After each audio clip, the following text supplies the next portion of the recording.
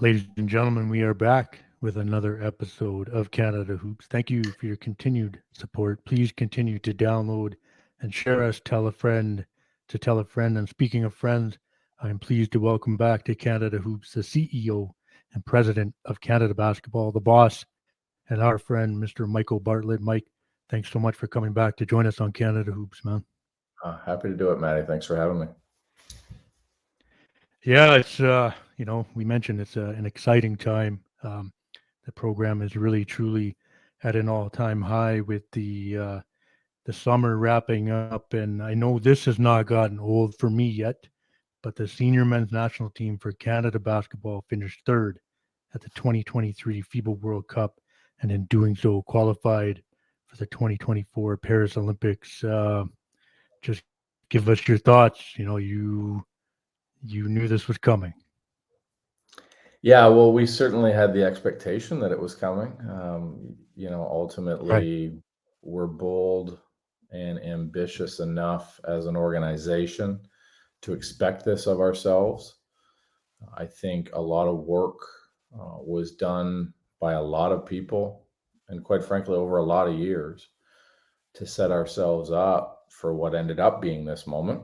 And, I think back to it feels like just yesterday. And in fact, it wasn't that long ago, coming off of the loss in Victoria and the program leadership, Rowan, Nick at the time, Glenn, myself, I was quite new at the time, hosting that discussion in Vegas about, what are we going to do differently and expect of ourselves and expect of the players and also not just expect of the players, deliver for the players in order to change our outcomes. And fast forward to, it was almost 2 years to the day because those meetings in Vegas, during the summer league that year were like late August.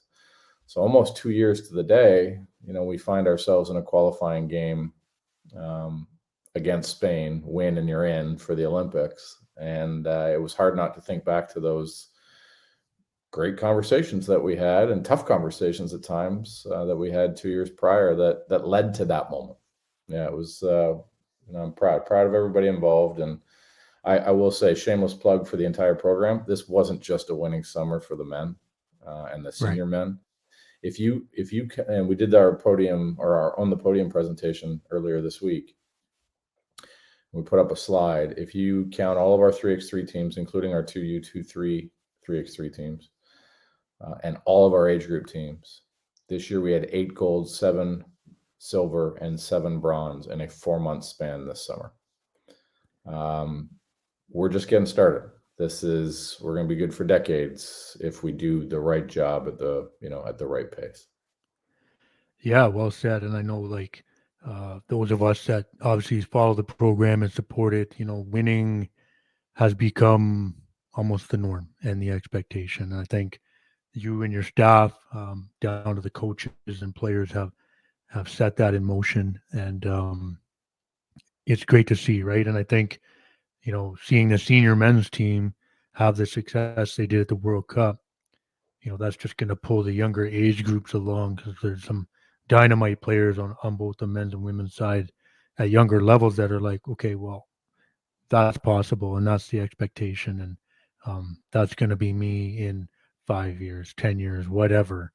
Um, it's a. I was saying it, throughout social media and through the podcast, like it truly felt like a Canada basketball summer. Like this was a summer that everyone will remember. Um, and it's just unforgettable in so many ways. And the future is so bright. And, it's just easy for those of us that have been locked in for so long to just keep going with this. And I know, when we were watching the World Cup and you were there, I was fortunate enough to exchange text messages with you, and just, I think we were both kind of putting simple one or two words out on text just because of the emotion. And I know that resonated for me as just like, wow, this is um, just exciting and special. And just everyone knows what's possible now. And I think that's the big thing. And everyone believes it's come to fruition at the right time. And I just wondering, like going back to the World Cup, Mike, you're getting through the exhibition series and all the logistics of getting everybody into Germany and Spain and over to Jakarta. Maybe just take us through that a little bit and just experiences in those early games and exhibition as you make your way to Jakarta, and just let the listeners know and everyone know just the behind the scenes, some of that work takes to get the team there and prepared. Yeah, from a logistics standpoint, it's a load, for sure. And shout out to our team ops crew that carry that load. Sebastian, he's one of the best in the biz for sure, and he is a real talent for stitching the plan together on A plus B has to get us to C. Ultimately, though, like I'll walk you back even to the strength of the competition that we lined up was done on purpose. Now we're finally a program, with our NBA players showing up and as committed as they are. People want to play us, especially on their home soil, because they're selling tickets and that's a draw. We know that. So it's a good position for us to be in. We have some choice. We have some leverage. And ultimately, we were able to line up what ended up being 2 games against Germany, 1 game against Spain. And yes, we played, Dominican, we played New Zealand. But ultimately, those Germany-Spain games were let's circle those because that's what's going to get us ready for France. Right. And that is a competitive advantage. Playing games like that against high quality competition is a competitive advantage that this organization hasn't always spent money to create for itself. And that's not a slag against, past decisions. It's just one, we either didn't have the roster, the time, the capacity, or the funds, quite frankly, to make those investments. And on both our men's and women's program now, and thanks to support and direction from our board, it's a very ambitious group, and from funding partners and commitments by our athletes, we are now making that like the standard of how we're going to prepare for competitions. It's no longer enough just to have a scrimmage against ourselves and walk into a comp. Now we gotta play heavy competition so that we're ready. Especially when you look at, and we're going to have to do the same heading into the Olympics. And again, we've got some leverage, we've got some choice. We're a popular team. It's going to be a fun prep summer, Right. heading into torch lighting. But it's essential for us to be ready. So getting over to Germany, one, the Raptors were fantastic partners again. MLSE, fantastic partners again, and helping us put together a training camp in Toronto using great facilities. We then fly over to Germany, play 3 competitive games in 2 different countries, fly over to Spain, play 2 very competitive games. Both the Germany and the Spain game went into overtime, and we won both of those games, so that when Bridges hits that 3 to put us into overtime, I turn to the guy I'm sitting beside and go, well, we got this. I know exactly. No doubt. We know how to play in overtime. And so moments like that, you create the prep plan to give yourself confidence later in the competition. And there was a few moments like when we're walking into France, we know how to play tough teams. When we're going into an overtime against the US, we know how to win in overtime. And those were defining moments for us as a program. And you only get that through proper preparation. So investing to do that was a big part of our plan. Our coaches, Rowan, demanded it of ourselves. We demanded it of our budgets, and we got it done. And logistically, listen, it sounds, a trip to Germany and a trip to Spain and on your way to Jakarta. These are long haul flights, not easy. A lot of people, a lot of bags, a lot of traveling. No matter who you're traveling with, is not easy these days. We had a 15-hour delay leaving Spain to get to Jakarta because of an engine issue. That there's two ways at that. You can be dismayed and be like, oh, or, you know, as Coach Jordi said, I got a friend that owns a tapas restaurant down the street in Grenada. We should just go get some culture. So we went and got some food. Nice. And so, Nice. like, just from a culture standpoint, your culture is being built, your connectivity is being built as a team through those moments, through those days before the competition starts. And when the competition starts, you're better off for it. And what ended up happening, especially with our group of 12, when they walked into that game against France, they were already a team. They were a team in thought, energy, spirit together. And that team is what was essential to beat the US in that bronze medal game in that overtime after that, you know, what could have been a very deflating moment. A team survives that. A group of individuals do not. And you create team through some of that preparatory travel and activity and quite frankly, even at times adversity as you're doing. What and well said. What was the consensus in Jakarta as you land there, and quote unquote, being sort of the host team?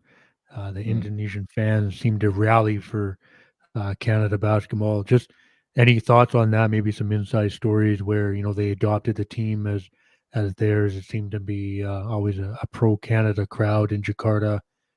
Just take me through that and just having that experience there. Yeah, definitely.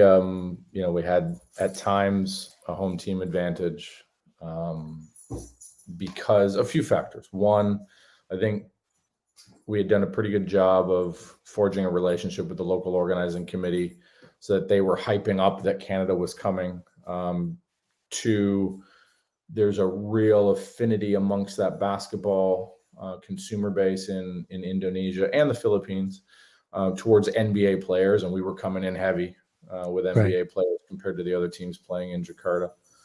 Our partnership with Sportsnet, and not to go all commercial brand on you, but like our partnership with Sportsnet, they've got a main office in Indonesia, in Jakarta specifically. So they were bringing out fans to be part of, one, they get a behind the scenes, sneak peek at a practice.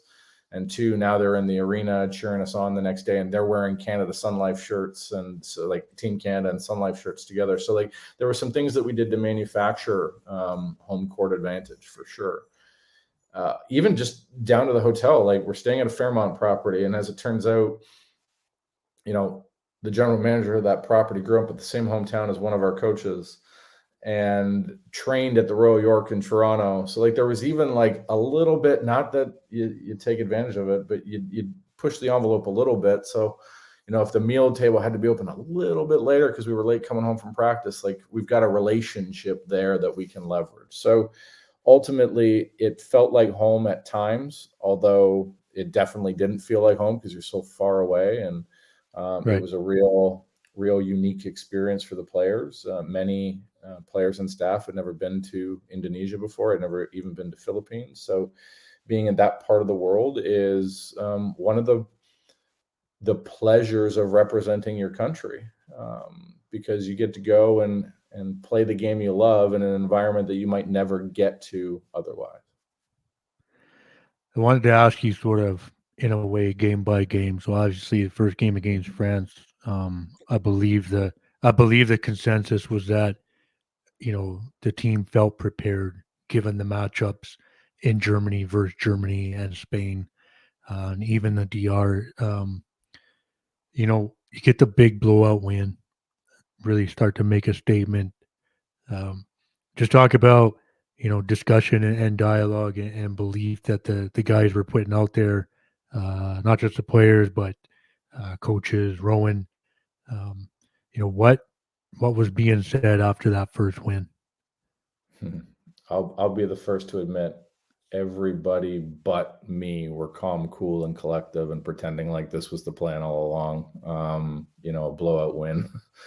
I was hyped. Like I broke my hand almost high-fiving people and slapping backs. I was like, for me, the way that I viewed it is for the longest time, we have been saying to Canada, to our partners, to our donors, our stakeholders, our board, anyone who would listen, media, like, trust us. We're building something here. This is going to be different. It's going to be different.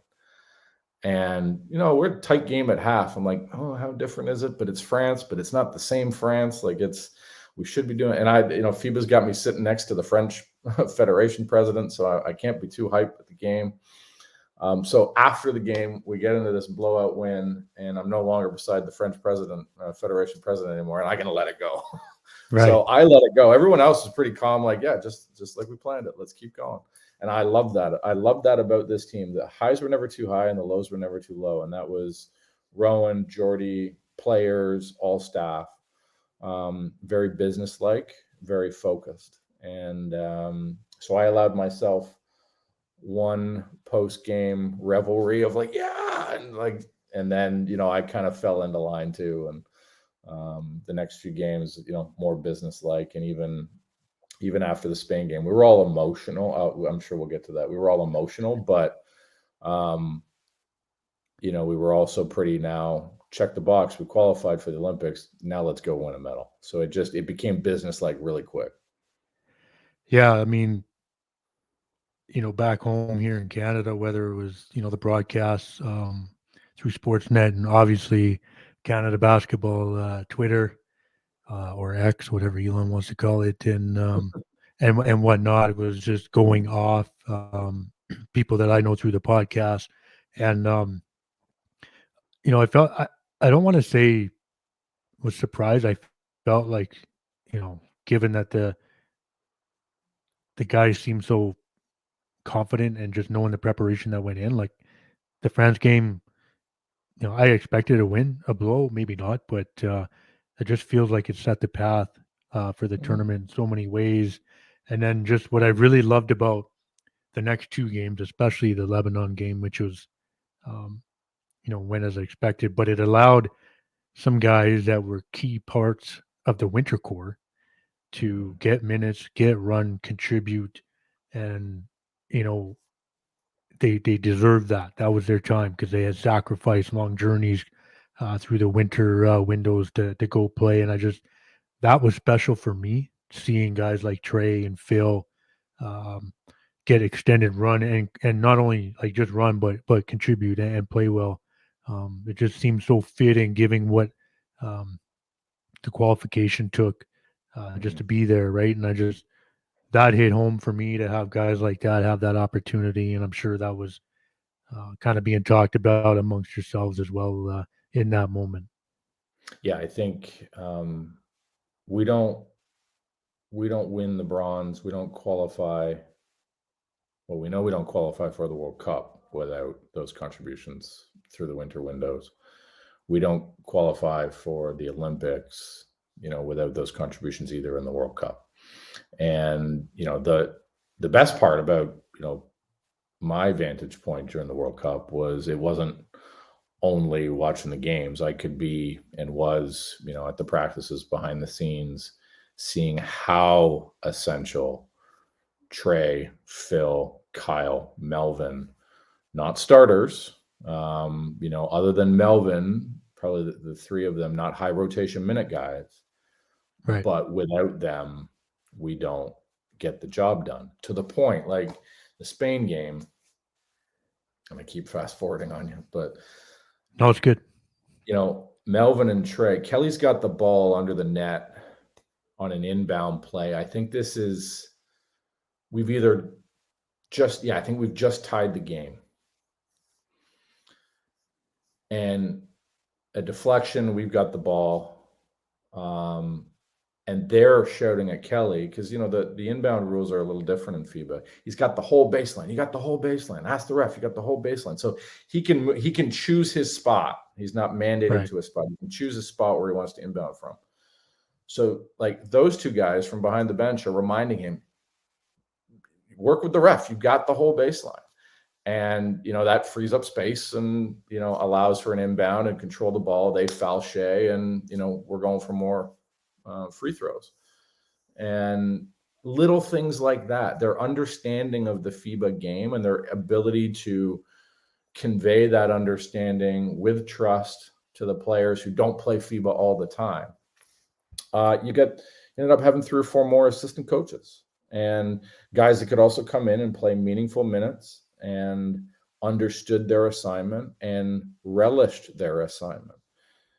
And the first guys over, I call it the boards because it kind of like gets set up that way with those digital boards in front of the bench. We're always those guys high five, like they're relishing their opportunity. They're not sitting there like, why am I not getting more minutes? They know why they're there and they signed up for the assignment and they're nailing it. And that was something Coach Jordi was very particular about from the beginning. Be best at your role. Everyone will have a very clear role. And if everybody is best at their role, we got a real shot to do something special. Yeah, I mean, it was evident, and you could tell like guys were locked in on that. They knew their role. I think Nikhil had even said it. Guys sort of got to dumb down their normal roles in a way and just accept and embrace what it takes to get this done. Maybe we'll go to the Spain game because it's a game that I'll remember forever. Super important in the history of the program, the senior men's national team. Um, an emotional game. Eventually, has the senior men's national team qualifying for the Olympics, and they'll be back for the first time in 24 years. Um, just give us your thoughts, just as you're sitting watching a game, going through it emotionally, discussions that you may have had, and just afterwards, because I don't know if like a lot of people with the program got to see it. Maybe they did afterwards, but on the broadcast, um, Dwight and Kelly are in the locker room afterwards, and Dwight's emotional. He's tearing up, and I'm not afraid to admit it. I was tearing up, and seeing him and Kelly in that moment, the 2 vets, and Kelly was a captain, and Dwight probably could have been one as well. Just synonymous with what that meant, and there's so many factors. Jordi getting the opportunity to beat them, and I was telling people, man, I'm like, Jordi wants this. Like, this means a lot to him. That opportunity to do that. Yeah, just if you can, just because that was an emotional game. It felt like maybe that game had been played over 2 days, if you will. Just give us your thoughts on beating Spain, Mike. Yeah, that was so. The first half wasn't textbook for us. Probably didn't go according to plan either. We're down 10 early in the third. We come back and tie. And at that point, I'm crying for the first time because in my head, I'm like, okay, we're on the run now. Like, there's no stopping us. Right. And I'm welling up thinking about it. I'm like, it's going to happen. It's going to happen. I'm not afraid. Like, I'll tell you, I am a fan while I'm sitting there too, as much as I am, responsible for components of the organization. So the sport fan in me is like, this is going to happen. But also, the president in me is like, oh my God, this is going to happen. It's exactly what we promised and what we expected. And then all of a sudden they're down by 12 and I can't feel my legs. I can't, there's zero feeling in my body. I don't even remember, being able to even talk to anybody. And it's a punch in the stomach. I'm phone's in pocket. I'm going to leave it there because I just don't want to read it. But then they get some momentum again. And actually Jordi, really one of the cool things about, being able to sit that close was also like, you could hear what Jordi, I know the fans could also hear because of that FIBA broadcast where they go into the huddle, but which we love. Jordi saying, Jordi saying to the players, like, there's no 12-point shot. This is not happening in one possession. And then of course they're down by 9 and then they're down by 7 and then they were down by 4 and oh my goodness, we're on a roll again. But at that point, I think I was like overcome by numbness and just kind of anxiety in the moment that I don't remember much of it, to be honest. I've watched it twice since and enjoyed it. But I don't remember much of the live. I was sitting next to our sport psychologist who was the one that created the whole body blows mandate for the team. And, neither of us really talked much. We just kind of watched it. We watched it unfold and watched them come back. And then, we get up, Shea's hitting all his free throws. You can tell it's happening. We're doing it. And then I kid you not, man, like the wave of emotion that flowed out of my body, and, some in the form of tears, some in the form of just like absolute smile and joy, some shaking moments. It was awesome. Like I'll never forget how I felt. Combination of relief and joy all at the same time. And being with some people that have been on the road for a long time with Canada basketball, some people that have been on the road with us for a short amount of time, kind of like me. Like I haven't been here forever. But all of us knowing what it meant for the country, what it meant for these individual athletes as young men, what it meant for the coaching staff, what it meant for everybody who was associated. But like where I get caught up thinking about it is like you or a guy I don't even know in Halifax who gets up at 5 o'clock in the morning to watch this thing because he or she cares so much. And the fact that we just created a moment for that person and created a moment for you, Matty, and created a moment for, my friend in wherever that got up and is dedicated to what we're doing. And I always talk about creating where were you when moments. And I'm like, shit, we just created a where were you when moment. And that's exactly why we get out of bed, for creating moments for people that we're never going to meet. I think that's the coolest thing in the world.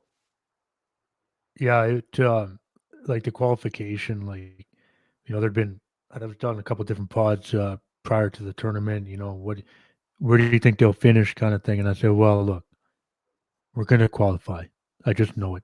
And how deep will we go? I'm not sure. And I was saying quarters. And, I feel like the Spain game, how the tournament had gone up to that point and including the game, which is so fitting of what the program has gone through in the last 24 years, if you will, by the time they play next summer in Paris. And I wouldn't, having followed it for that long now, I wouldn't change any of that, right? And I just feel like the right people were in place to get it done. There were some veterans, like we mentioned, Kelly and Dwight and Mel, who sacrificed Phil a long time for this. And then we needed a new blood too, man. We needed that Shea. We needed Dylan. We needed that guy or two that can, take body blows and throw some back. And what a great mix of a roster. And then after that, okay, the loss to Serbia and shake it off. And we know we're gonna play for bronze, and we get the US. Everybody wanted that.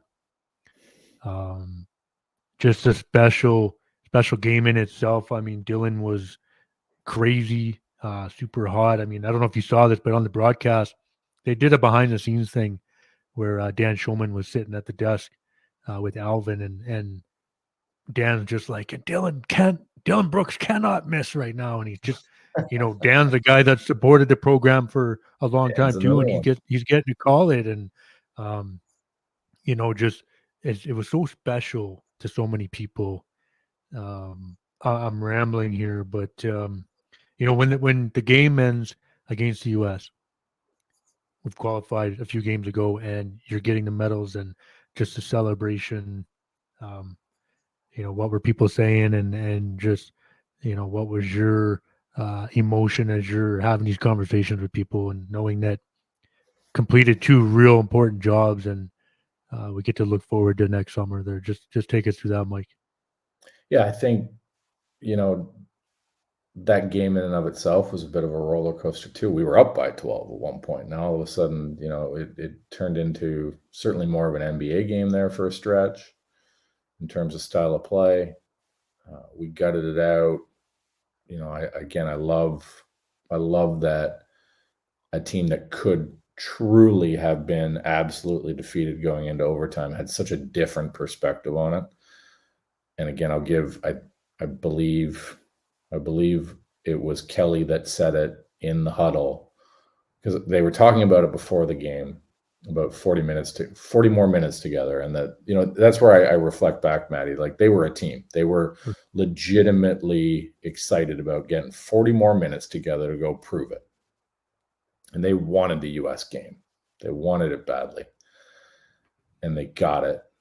And going into overtime, Kelly in the huddle says, "How lucky are we that we got 5 more minutes to play together?" Love it. Like, as soon as I heard that, we're good. Yeah. We're good. Like that, plus I think there was an ultimate level of confidence going into overtime, because they had won 2 games in overtime in the prep against very tough competition, Germany and Spain. So, we win that game. It was a little easier for the end of that game than the end of the Spain game, because, we're up 9 with, I think, 30 seconds left. So now some of the staff are coming out of the locker room. Rowan's coming out of his seat. I got down from where I was sitting with everybody and kind of met up. So now we're kind of gathered and we're hugging. We know it's going to happen. We're not taking it for granted yet. Like, crazy stuff's happened before, but like, we're seeing each other, and boom. Then all of a sudden we're on the court together and everybody's hugging. And it was, even that was kind of business-like. Like, it wasn't revelry. It was, all right, qualified and we got a medal, which was really what we expected of ourselves, and we did it. Job's not done. We'll see you at the Olympics, and we're going to hunt for a podium again. And it felt like that. Like, it was very much like, all right, job's not done. World Cup, great. And listen, we went out that night. We celebrated. We had a great dinner. We had a great time. Right. I think some of the guys wore their medals all night and still wore them on the plane the next day. Like, everyone is super proud of what we accomplished. As we're speaking right now, Lou and Shea are hooping in Montreal with OKC against Detroit. Like, I imagine that homecoming is amazing. Right. And every time a player comes through to play the Raps this summer, that homecoming will be amazing. But, they were super proud of themselves. They were super proud of each other. Jordi did a fantastic job of really connecting with each player and celebrating them for the role that they played. This was in the locker room afterwards, the role that they each played to contribute to it. And, Rowan was able to speak from the heart of what it meant, as an individual who once played and led the program and is now leading the program in another way, and what this meant to him. And, it was just a great way to wrap. And listen, they had a lot of friends in the other locker room, and there was a lot of conversations between the players, U.S. and Canada, afterwards, where the U.S. guys were happy for us. Like, they see this. And listen, Jim Tully, the president of USAB, he wanted to win for sure, but he was happy for me. Because I think we both see, like, as Canada rises, it's going to be great for FIBA. It's going to be great for a U.S.-Canada rivalry. That's not bad for sport. It's not bad for the game in this hemisphere.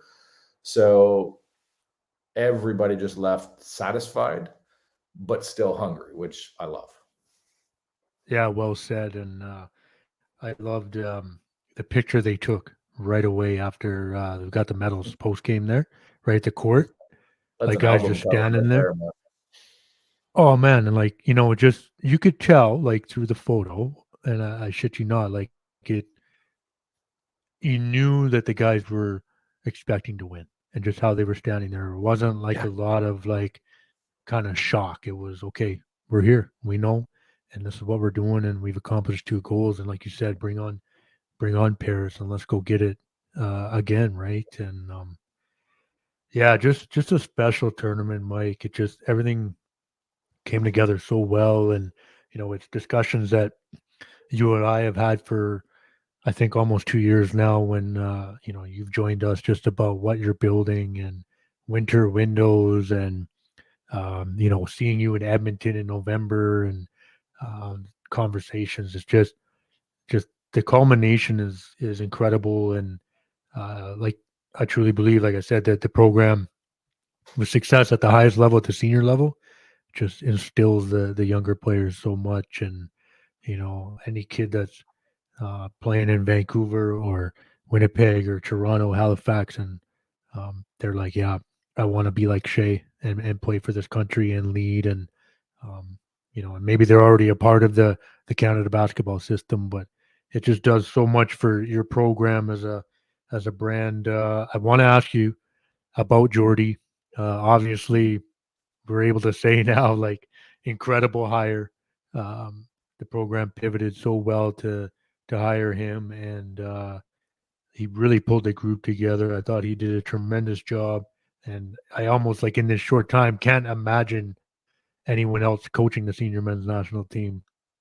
Um, you know, he was incredible to watch. He was vital to the success, and I'm just, hey, give me your thoughts on that, and then I also want to know, if you can, maybe what Jordy's feedback has been to the program since his short time, and obviously the World Cup. Just what he thought, ideas that he thinks about moving forward, and just his overall, you know, guidance, I guess, for the team. Just if you can answer kind of both questions.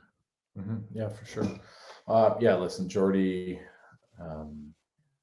it's one of us, man. Like Spanish passport, Canadian blood. It felt like I've now joked with him and Victor LaPena, who's the head coach of our women's team. We've got a little Spanida thing going on, and Yeah, I enjoy it. Ultimately, he's a tremendous connector, a tremendous communicator as well. And to be able to come in, 8 weeks officially, before a tip off in a World Cup, and take on this program with effectively inheriting most of your staff. He brought, 2 new ones on and as he should, who played vital roles for us as well. Boniface as an assistant coach, and Connor as well as a video coach and assistant coach, both of them from Denver.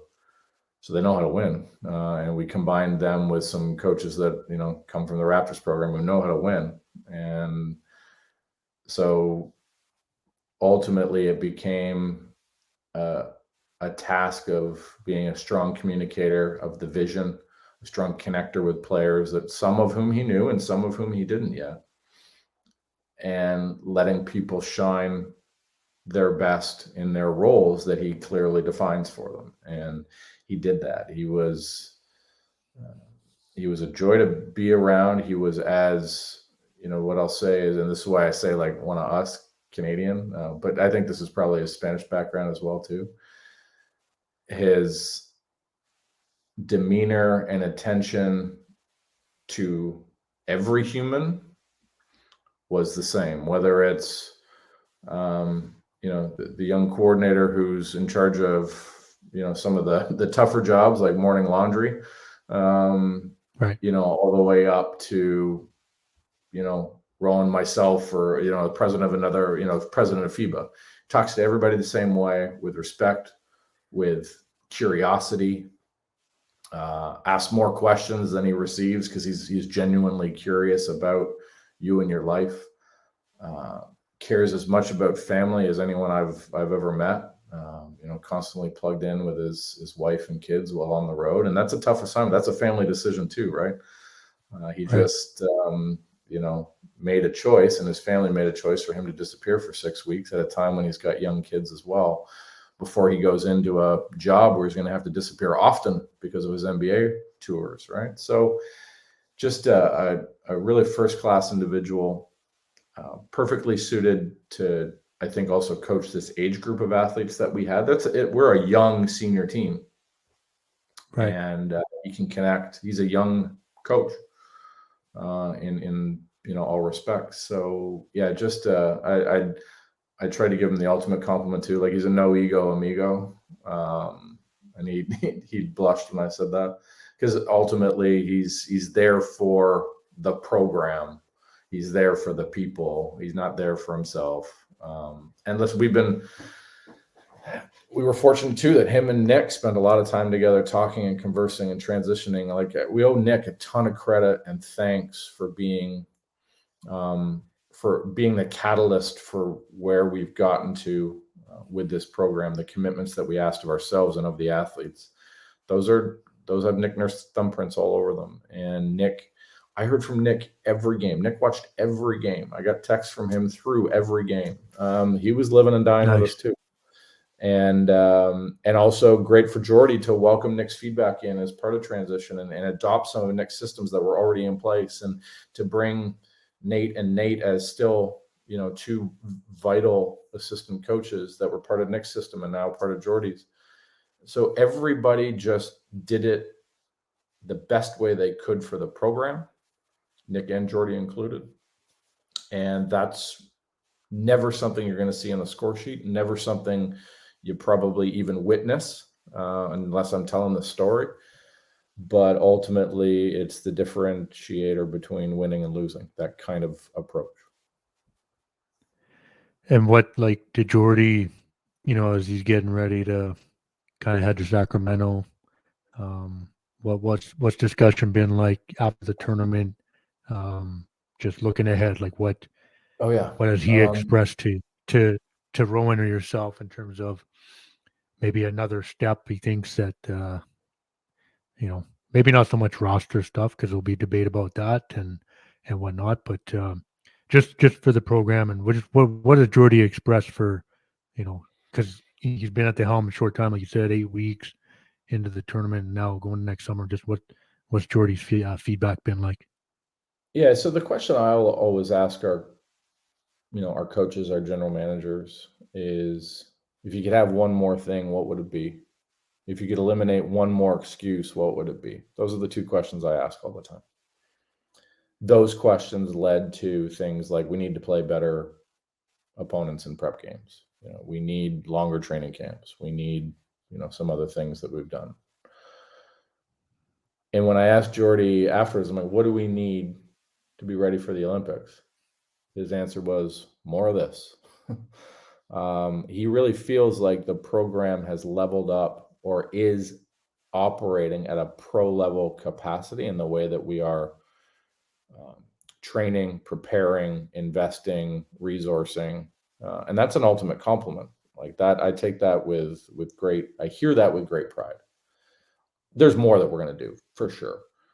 There's more that we have to be ready for, both our men and women and our 3x3 team, to be ready to win at the Olympics. We know that, and we'll do those things. But, to hear his gut reaction of like, listen, I've been with Spain and I went to the Olympics with Nigeria, and they should both want what you are doing.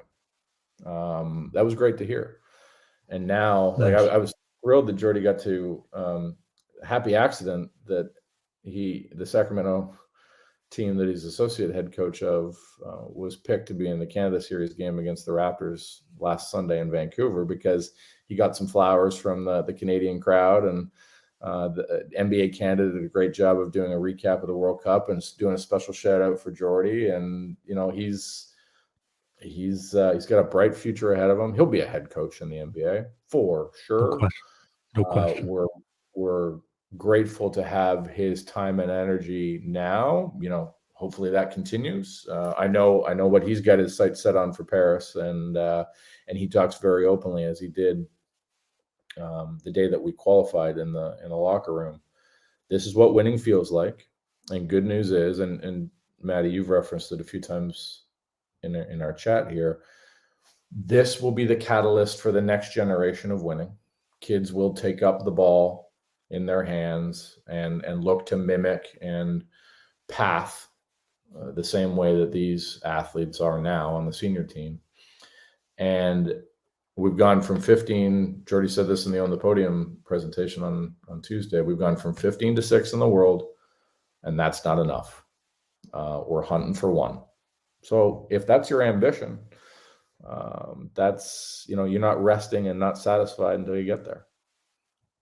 Yeah, I love it. I mean, I think you can tell he's a confident person, and instilling that belief, and he has coached in a lot of different situations. I think that was very beneficial, and Mhm. I feel like, everyone that follows the program was just loving his approach and, his role to really get these guys to win. I wanted to ask you just personal note. Did you get a lot of time to maybe just kind of have one-on-one with any of the players through the whole tournament? Just, to get a moment with Shay, just, hey man, how you doing? Like, and not even deep conversations, but I know they have a lot on their plate, and or even Dylan. Dylan was uh, he was almost infectious for the team and the Yeah. community and the program. Just, do you get moments like that, or are you still trying to keep away from that those Well, moments and just you're kind in of let the them do the thing? yeah. It's these events are kind of fun. It was almost like orientation week at university. You're all eating in the same dining room, and I mean by Right, you all, like every team right. at the team hotel. So everybody's got their little corners, and there's Canada corner and Slovenia corner and France corner and whatever. So yeah, we're like the meal room is the meal room, so we're in and out of there a lot. That's when I would occasionally chat with guys casually, and yeah, for each of them, and you end up you're away for 4 to 6 weeks together. I was there for 4 with the environment. The guys were on the road for 6 for the most part, and yeah, so you strike up conversations. Shay, this was after the Spain game when we qualified. And I said to him, for what it's worth, it's a lot of fun to watch you have fun, because like, he was having fun in that fourth quarter. Yeah, As serious as he was having fun. And he turned to me, he's like, Mike, man, what's the point if you're not having fun? And little nice. things, little moments like that, that actually reminds me at times that like I got to be a little more conscious of that. Sometimes work can just feel like work, but I'm working for basketball. This is fun. So I salt that away. I was able to. I hadn't met Dylan before. You know, well, I'd met Dylan at training camp in years past, but actually having a conversation with him, and I said, listen, but for strange connection of past, but like my mom's best friend's daughter was your grade school teacher when you went to whatever school in Mississauga Oakville area, and she was the volleyball coach, but you were more passionate about basketball. It's like, see, I told you. So like things like Yeah, that, and just being able to talk to. I spent a lot of time talking to Lou about his charitable foundation in Montreal. Kyle Alexander and I were just talking about him in his pro career, and then obviously his sister being co-captain of our women's team. Trey Bell Haynes and I, we we connect every time that we get a chance. He's just like a very inquisitive guy, wants to learn about the business of basketball as well. Melvin, we talk kids. It's also right, fun, like those guys,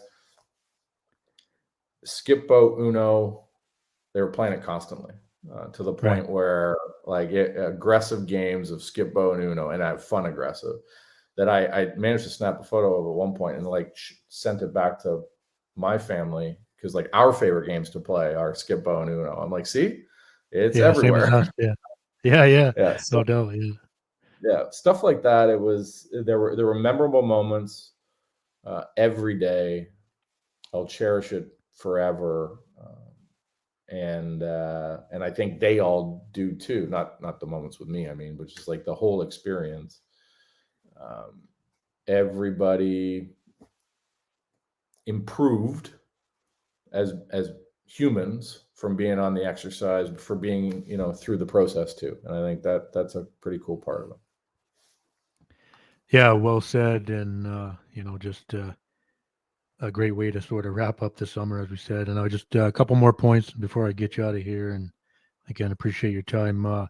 Can we just highlight maybe what's on tap for the program here in the next year, whether it's other age group stuff? Obviously, the Paris Olympics are looming for the senior men's and senior women's, and women's 3x3 for sure.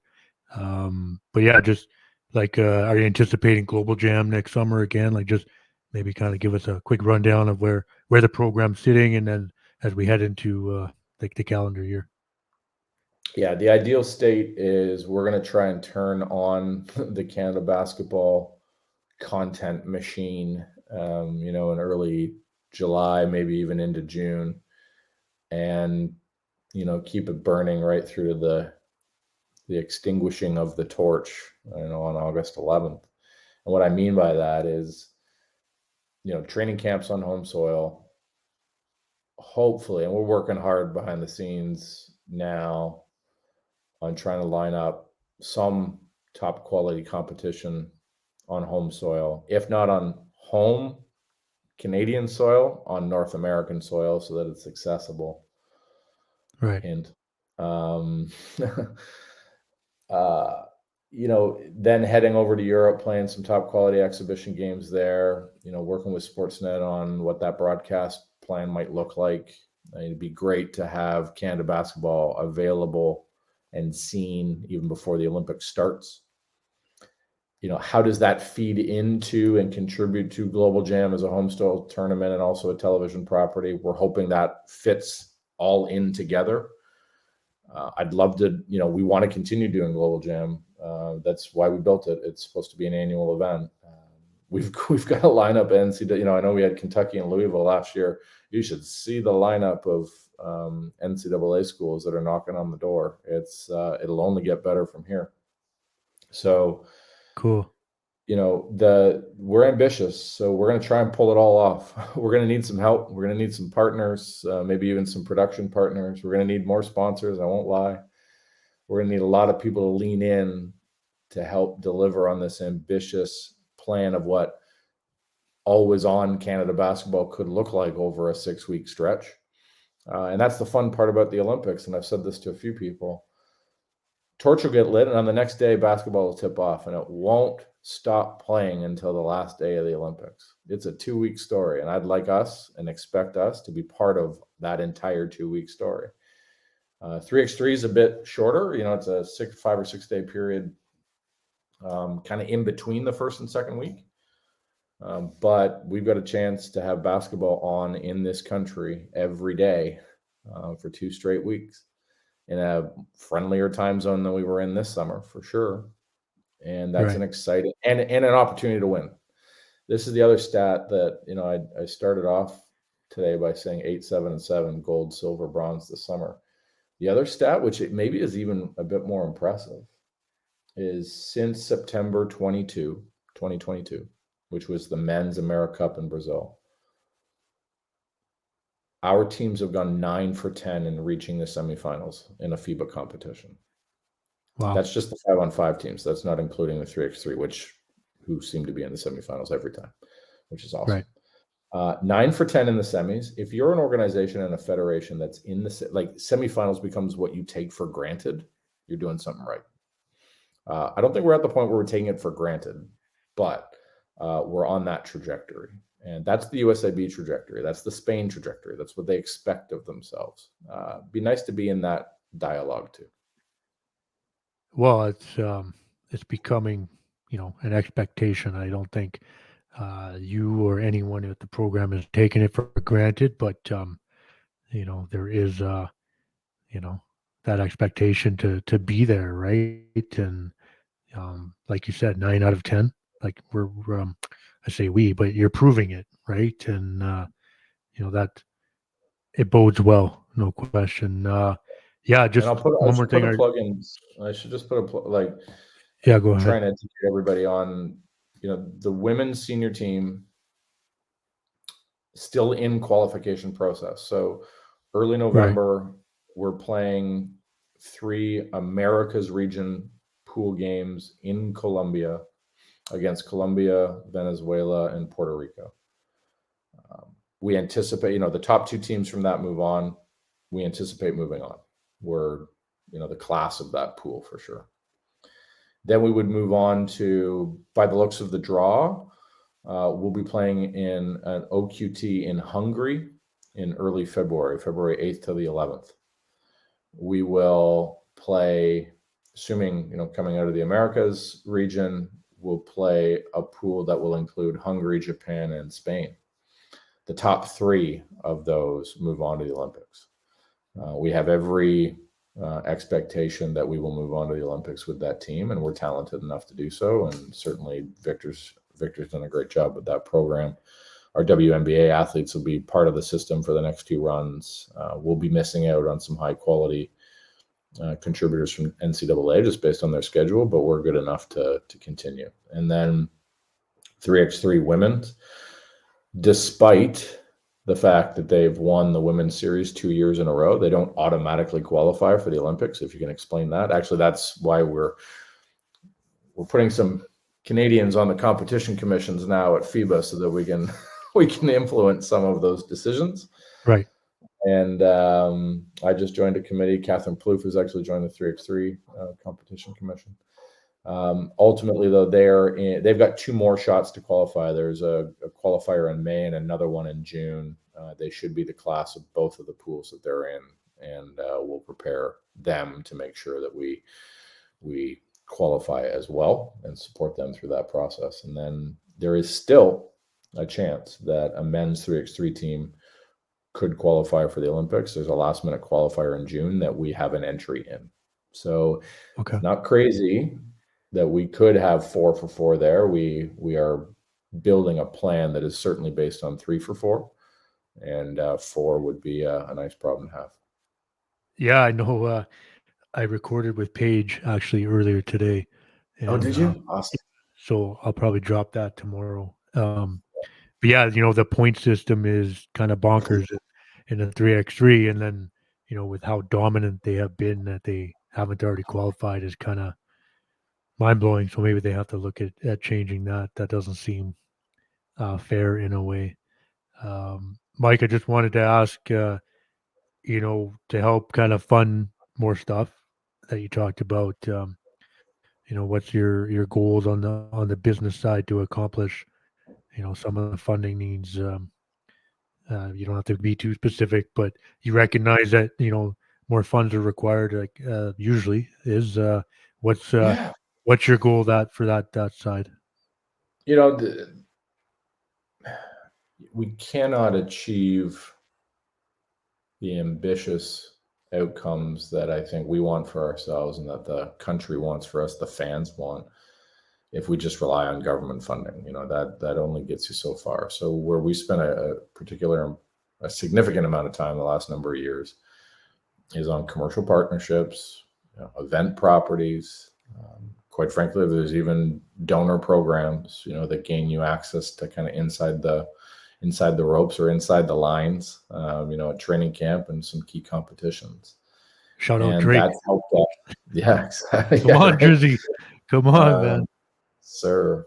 And that's what's funding our evolution. We are spending every new dollar we're making back on basketball. That's what we're doing. That's what's helping pay for longer camps and more coaches and better competition and prep games prior. So we'll need more of that. We've gone from an organization that might be in the $10 to $12 million range annually to one that could be in the $18 to $20 million range pretty soon. But even that's not enough. It's not enough based on gosh, man, travel. Getting around the world to represent your country is not cheap. We're not alone in that. The entire NSO sector is suffering from that. And we're going to need more commercial partners and more passionate investors and donors that really see what basketball can mean and does mean for the country from a value standpoint, from a community connectivity standpoint, from an ease of entry, to play the game. Basketball is uniquely positioned to be Canada's sport for quite some time. And some brands have really stepped up in the last number of years to demonstrate that they believe in that trajectory. We need more. We need more friends in that effort. And but we've got some real value to deliver back and some real authenticity, I think, in respect to what basketball represents for the Canadian mosaic. So it's a property, it's an organization, and it's a sport that Canadian investors can trust. have you like it's been a short window since the end of the World Cup, but given the success there, um, like there must have been interest right away for brands and corporations to jump in. Has there not? Like that to Oh me, yeah, that's been yeah. an easy sell. Okay, that's good. That's We good. were we were 24 hours after qualifying when I think we had a few conversations started, obviously, or like ongoing through the summer, and Right. 24 hours after qualifying, one locks in, and a few days later, another locks in. So yeah, listen, we are grateful that brands and individuals are trusting the path that we're on and want to be a part of it. And shameless plug, we can never have too many, and you can trust that we're going to do right by Canada, do right by the brand that partners with us, and continue to be ambitious in what we want to be for the country, not just when we're representing the country. Well said. I just want to give you the floor, man. I know it's a incredible busy summer. Just want to recognize anybody from your staff and the program, just to really accomplish so many things. Anybody you want to shout out and just acknowledge? Yeah, there's a few. Thank you. I'd like to take this opportunity to thank my wife Alyssa and my kids Maggie, Yeah, Grayson, and Mag yeah, and Mackenzie. I disappeared across the world for 4 weeks, just under four, right, and the support and love that I got from my family and the village that you know in-laws and my mom that helped sub in as well. Like, but the reason I bring that up, I'm one person of whether it be the men's program, the women's program, the 3x3 program. There are families that are doing that for our athletes and our staff each and every day. So the families that are right. making it possible for all of us that are on this Canada basketball journey around the world, it's essential. We can't do it without you. And I'm grateful for my family, and I'm grateful for the families that that ultimately make that sacrifice and in that partnership with their loved one to allow them that opportunity. I told a story on the day of the bronze medal game just to our staff. Like, if our goal is to create moments for others who will never meet, the what's in it for me discussion sometimes, like, okay, so but I'm the one who's missing the first day of school. I'm the one who's missing a spouse birthday, or the funeral of a loved one, an aunt or an uncle. Why? And that can be a hard question to answer sometimes. But for the next 5 decades, when you're in a conversation with a stranger or even a family member, at across the dinner table, and they start telling a story about where they were when ... and that when moment was something that Canada basketball created, our staff and athletes and supporters that are there on the ground, their answer can be, I was there. I helped Nice. make it happen. And if we're hardwired as an organization to be the people there to create the moments for others who aren't, we'll never lose. Well said. And I know a lot of sacrifice from a lot of people throughout the whole summer, and really just to push the program to a new level day in and day out. So appreciate that reflection. Anything else you want to add, man, before I get you out of here? And again, always appreciate your time. Well, yeah, and as do I, Matty. It was you talk about like the one word texts that we sent through the World Cup, whether it be wow or another 4 or 3-letter word that we won't repeat. Right. Like having Or even just connectivity. dude, like, Yeah, I know. yeah, yeah. Listen, I really I got a chance to meet Whit. That was kind of cool. I've Nice. heard him on Yeah. the show a few times, and Right on. Alex, and listen, we've got a real we benefit greatly from your voice and attention on the programs, telling all of the stories that are involved, like having Paige on this morning. Thank you for that. Like, those are the stories that need to be told more. And you're one of the handful of people that are telling all of the Canada basketball stories. So I'm grateful for that. And we want to give everybody more reason to tell stories. So hopefully you're the catalyst for others jumping on board, and like, Whit and Alex and some others. And, we'll keep doing our best to make noise that are worthy of stories, for sure. No, I appreciate that. And, it's kind of an easy thing for me to do, but your support means a lot. And I haven't been able to kind of pull some of the episodes off without the support of you and others. So we do appreciate that. And listen, I want to thank you, Michael Bartlett, for pulling up, and thank our listeners for listening, and rate and review us wherever you get your podcast. Keep supporting Canada basketball, and we will see you on the next episode.